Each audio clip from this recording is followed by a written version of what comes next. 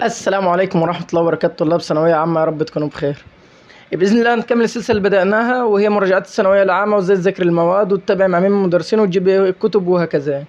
بإذن الله النهاردة هنتكلم عن الفيزياء. يعني مش عايز أقول لك إنه في ناس كتير بتقول عليها بابا الثانوية العامة وخايفة منها وإزاي والحل حرفيا يا جماعة والله العظيم الفيزياء دي ألذ مادة ممكن تعدي عليك في مسيرتك التعليمية كلها.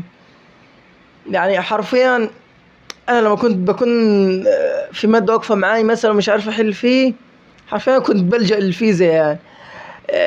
الفيزياء لو حضرتك حبيت المادة، واعتقد ده يعني حصل في خلال السنة. انت دلوقتي في المراجعات فانت غصب عنك هتحبها اصلا، ما انت ما فيش وقت. يعني انت لازم، انت مطلوب منك انت تبقى عارف كل فتفوتة فيه، ومطلوب منك تبقى عارف تحل وازاي تتعامل، عشان انت بعد كام شهر في امتحان عندك. يعني انت مش وقت خلاص اللي هو الفيزياء صعبة خلاص اركنها انت مفيش وقت خلاص.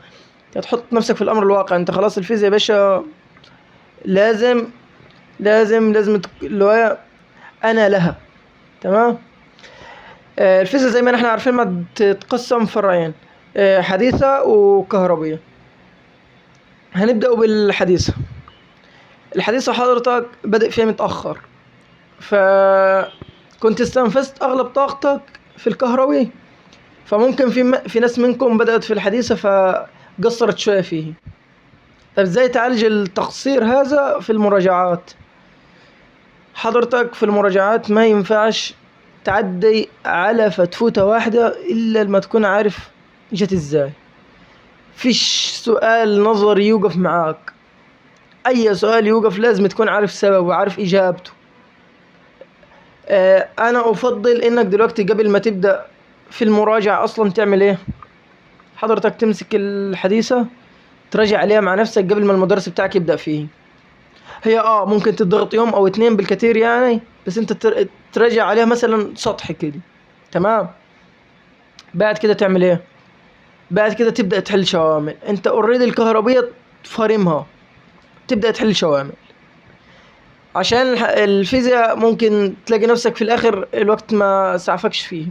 ليه؟ عشان الفيزياء عايزة تطبيق، عايزة الحل بتاعها بياخد وقت، على عكس مادة زي الإنجليزي العربي بتاع. فأنت السؤال مجرد أنت عندك معلومة بتكتب المعلومة وخلاص كده تنقل على اللي بعده، وتكتب المعلومة تنقل على اللي بعده. لا، الحديث أنت مطلوب تكتب قانون، تطبق، تحل وهكذا. فأنت يفضل إنك تراجع على الحديثة وتبدأ تحل شوامل من دلوقتي، وتبدأ مع المستر بتاعك الحديثة. أعتقد أغلب المدرسين بيبدأوا به. تعمل ايه بقى؟ اللهم صل على سيدنا محمد عليه الصلاة والسلام. انت وتراجع الحديثة يا باشي، هتراجع النظري، وما ينفعش تعدي فيديو الشرح. فيديو الشرح اهم من الحل يعني، ورغم انه كل الاثنين لا غنى عنهم. تمسك فيديو الشرح بتاعك يا باشي، تسرحش في كلمة واحدة. انت ما ينفعش، انت خلاص يا باشا في النهاية يعني ما فيش وقت انك تستهبل اصلا. تمام. تدخل على التطبيق يا باشا. انت اي سؤال يوقف معاك لازم تكون عارف وقف معاك ليه. تخيل انه كل سؤال ممكن تستهين به انه ممكن يكون موضع امتحان. يعني حرفيا انت ممكن سؤال تعديه تقعد تأنيب ضمير لحد ما تخلص حياتك التعليمية كلها، مجرد تقول لي يا ليتني رجعت على السؤال ده، يا ريتني انا بصيت على السؤال ده قبل ما ادخل الامتحان. فانت ما ينفعش سؤال الا يعني كل فتفوتة لازم تعدي عليه. تمام. والحل الكثير في الحديثي هيثبت الحفظ، عشان الحديثة زي ما احنا عارفين اغلبها حفظ. فما تقولش ده نحن نظام جديد وما ينفعش احفظ والكلام ده، لا لازم تحفظ. تمام. بعد ما خلاص فرمت الحديثي تدخل على الكهربية حضرتك يا باشا طول السنة. يعني كلمة فرمتها قليلة يعني، اكيد ما فيش حد وصل للمرحلة دي وهيكون مراكم. اقصد بالمراكمة انك مراكم فصل مثلا. الطبيعي انك تكون مراكم محاضرة 2 بتاع، اكتر من كده فانت بتهزر بجد يعني، ما ينفعش خلاص. يعني انت في النهاية حضرتك تعمل في الحديث، هتسمع فيديو الشرح، او قبل يعني يحبذ دلوقتي في محاضرة مثلا تحت الدينامو مثلا واقفة معاك، ترجع تسمع المحاضرة التفصيلية والإثباتات والقوانين وكل حاجة متعلقة بالمحاضرة وتحل عليها واحدة قبل ما تدخل على المراجعة. ليه؟ الغلطة اللي وقعت فيها دفعة 25 إنهم عملوا إيه يا باشا؟ صلى على النبي عليه أفضل الصلاة والسلام. وصلوا للمراجعات بيجوا يبصوا على القوانين بس، يحفظوا القوانين بس، ويقول لك أدخل أحل وأطبق، والفيزياء أصلا عايزة مجرد قانون وأحل.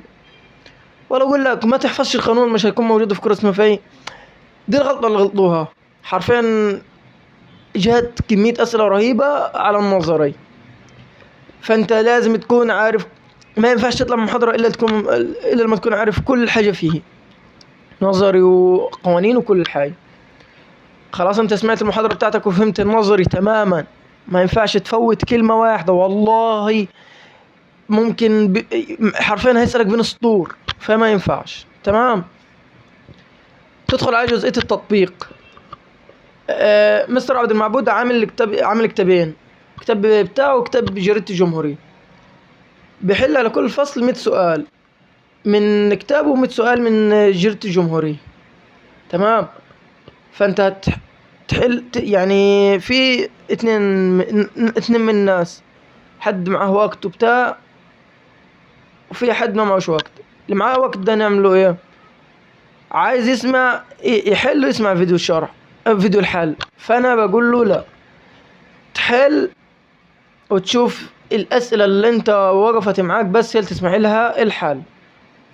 انت الدقيقه دلوقتي في المراجعات حرام تضيعها، حرام تضيع. يعني لو ضيعت يوم بالنسبه للايام العاديه ده اكتر من اسبوعين بالنسبه لايام الشرح. تمام. كل سؤال الكلمه الواحده اللي توقف معاك لازم تبقى عارف وقفت ليه. بس زي ما قلت لك ما تسمعش الفيديو كامل تاع الحل.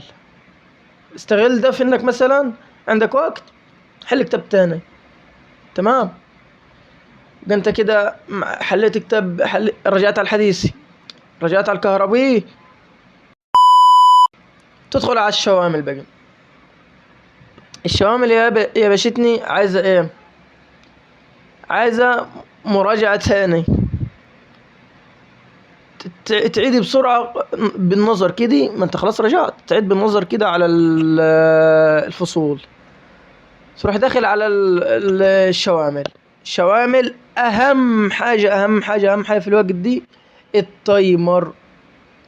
ما ينفعش يا جماعة تحل شامل في الفيزياء من غير ما تظبط تايمر. هتقول لي ده انا بحل كتير ولسه هظبط وبتاع، والله مهم. ليه؟ الفيزياء لو انت في الامتحان نسيت نفسك فيه وسبت نفسك بقى للأسئلة، والسؤال اللي يوقف معاك تسيبه، السؤال اللي يوقف معاك تقعد تقصاد ومش عارف ايه، والله العظيم هتلاقي نفسك وصلت خلاص الوقت فاضل عليه نص ساعة ولا بتاع، وانت تلاقي نفسك سايب لك 5-6 أسئلة عايزين لهم ساعة تفكير. فانت من دلوقتي تبدأ تعود نفسك على الرنج السريع، تعود نفسك على التايمر. تمام.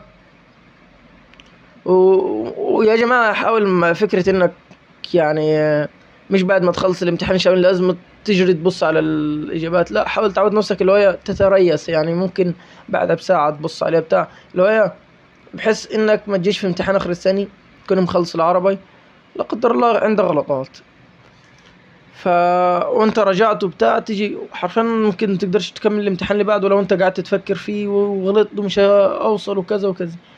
فانت خلاص المادة اللي تمتحنها الحمد لله ادخل على اللي بعده. تمام. النصيحة التانية حاول تتدرب من دلوقتي على الأسئلة العالية. هتقولي ده أصل مش هتيجي في الامتحان، ده أصل بتاع.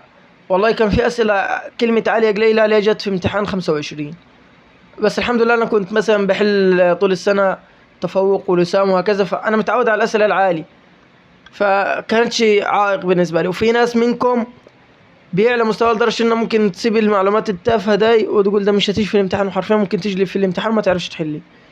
فأنت لازم يكون عندك أساس، لازم يكون عندك أساس تبني عليه الحاجات العالية.